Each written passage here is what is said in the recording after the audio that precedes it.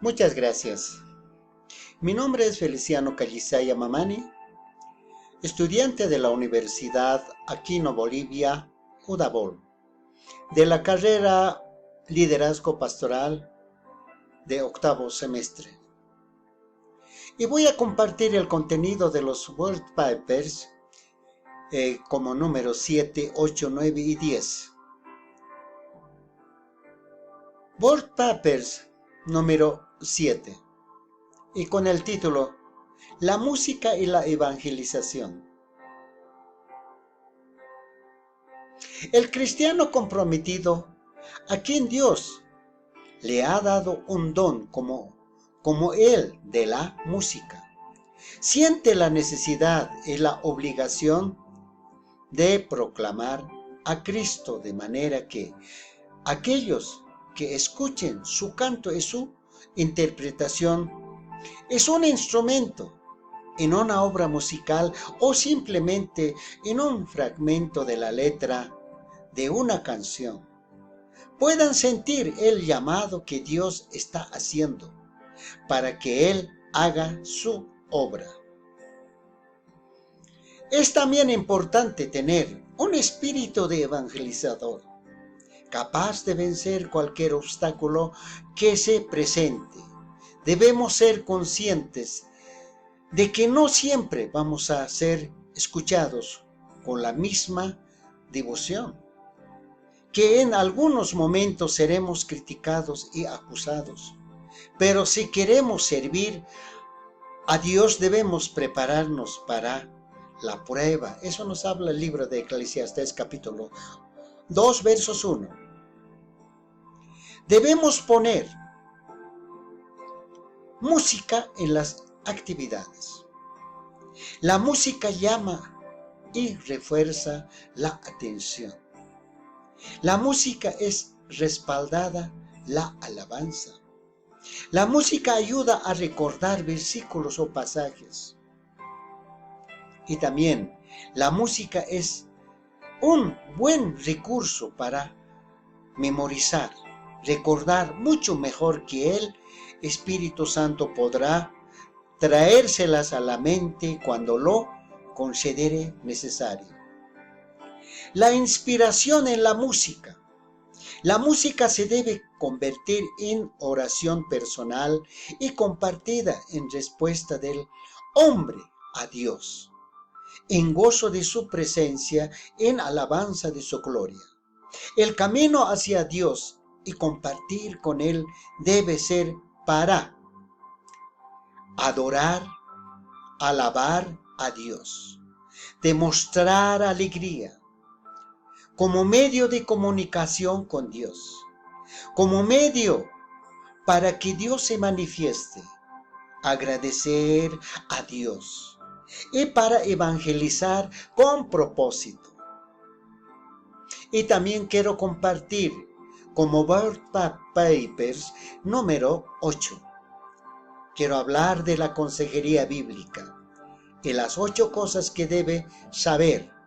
Dios nos enseña que hay varias maneras de servir a nuestro Creador, y una de ellas es ayudando a nuestros prójimos mediante la consejería. La consejería bíblica es una etiqueta moderna que abarca verdades bíblicas maravillosas. Y los cristianos creemos que la Biblia es la palabra de Dios. Por lo cual, en esencia, cuando hablamos de consejería bíblica, estamos hablando del consejo que viene de Dios. Debemos entender 8 cosas. Número 1. Siempre hay problemas. Es bueno recordar que cada cristiano o cristiana tiene problemas. Número 2. Debemos escuchar con amor y paciencia. Número 3. Tú estás llamado o llamada a administrar la palabra de Dios. Número 4. Teología del sufrimiento y sana. Debemos entender cómo se ve el Señor el sufrimiento y cómo quiere que lo veamos nosotros, y que cuando leemos la Biblia nos damos cuenta en que en realidad el sufrimiento principalmente es una vía para crecer en santidad y crecer en dependencia de Él. El número 5. Dios puede hacer más de lo que te imaginas con solo usarte para escuchar y abrir tu vida.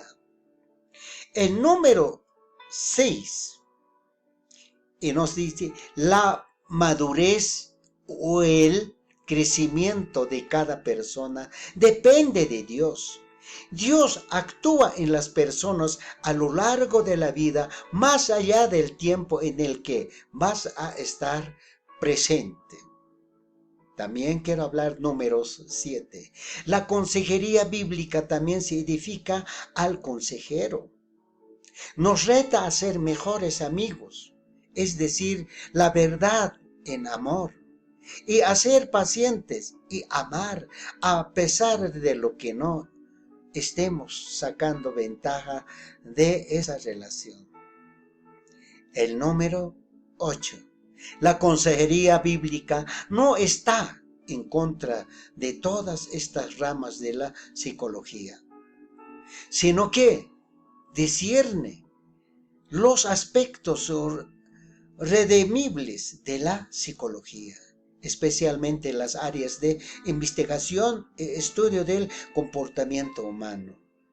Aprendemos, estudiamos, comparamos y mantenemos a la palabra de Dios como autoridad máxima. Es una destreza que podemos desarrollar, y es por eso que justamente es indispensable conocer la palabra de Dios de tapa a tapa para mantener nuestra mente afilada y lista para discernir. Y quiero hablar de Board Paper número 9, sobre encontrar el plan de Dios para nuestras vidas.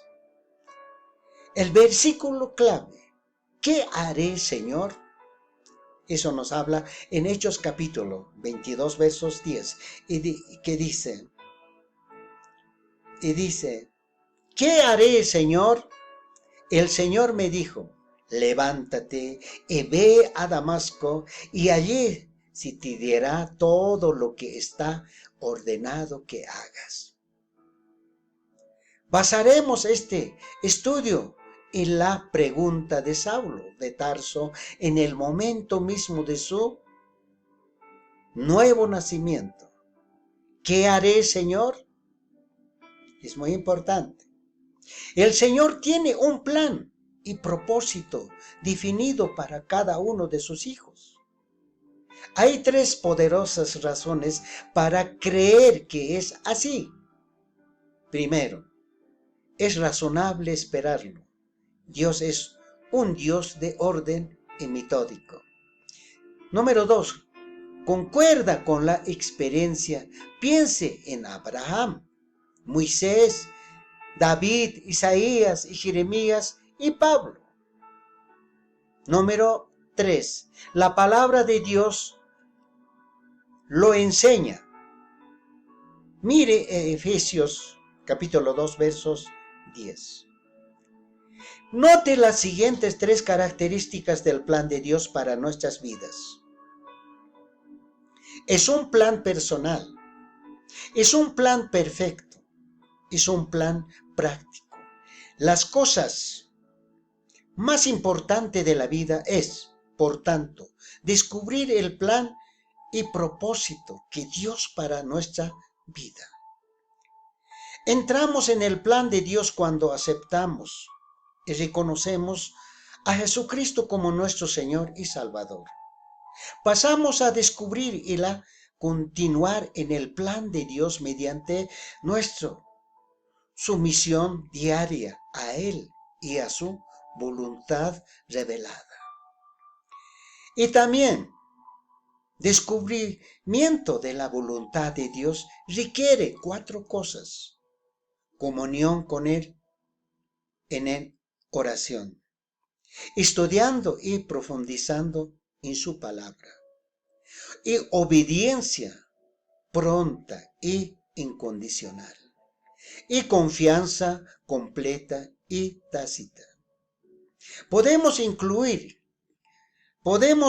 concluir que el plan de Dios para nuestra vida es un plan eterno. Eso nos habla en Efesios capítulo 2, versos 10. Y también primera de Juan capítulo 2, versos 17 y segunda de Timoteo capítulo 4, versos 7 al 8. Y como Burt Piper nos habla en número 10, hablaré sobre todo lo que la Biblia nos dice sobre la oración. Como cristiano debe ser una prioridad cultivar en nuestra relación con Dios, y una de las mejores maneras para crecer en nuestro andar con Jesucristo es la oración. ¿Qué es orar? A través de la Biblia vemos claramente que orar es hablar con Dios. Cuando oramos, abrimos nuestros corazones a Dios para contarle cómo nos sentimos. Eso nos habla en el libro de Mateo capítulo 6, versos 5 al 8. Jesús habla sobre la oración y dice: cuando oren, no sean como los hipócritas, porque a ellos les encanta orar de pie en las sinagogas y en las esquinas de las plazas para que la gente los vea. De cierto que nuestro Padre sabe de antemano lo que necesitamos, pero como a todo buen padre, a Él le encanta escuchar la voz de sus hijos. Vemos así el énfasis de la oración debe ser fortalecerse nuestra relación con Dios, acercándonos a Él, pasar tiempo en su presencia y compartir con Él lo que ocupa nuestro corazón. Oramos porque nuestra relación con Dios es importante y vital. ¿Y cómo oraremos? Puede que entendamos qué importancia de la oración, pero muchas veces no tenemos claro cómo debemos orar. La Biblia nos da ejemplo y ayuda. En el mismo capítulo del Evangelio de Mateo menciona anteriormente Mateo 6, encontramos: y el Padre nuestro, conocido como el oración modelo de Jesús, Mateo 6, versos 9 al 13, y dice: ¿por qué debemos orar? La oración nos acerca al Padre, nos da la maravillosa oportunidad de abrir nuestros corazones a Él, contarle lo que ocupa nuestra mente, pedirle su ayuda y su sabiduría, para que Dios sea glorificado. También nos habla eso el libro de San Juan capítulo 14, versos 13. ¿Por qué pedimos y recibimos? En Mateos capítulo 7, versos 7 al 9. ¿Por qué Jesús dio ejemplo? En eso nos habla en Hebreos capítulo 5, versos 7. Para recibir su paz, también nos habla en el libro de Filipenses capítulo 4, versos 7. Son tantas nuestras preocupaciones diarias. Podemos llevarlas ante Dios, entregárselas y dárselas gracias para que no tenemos que enfrentar solos los problemas de la vida. Agradezco por su atención. Que Dios los bendiga y muchas gracias.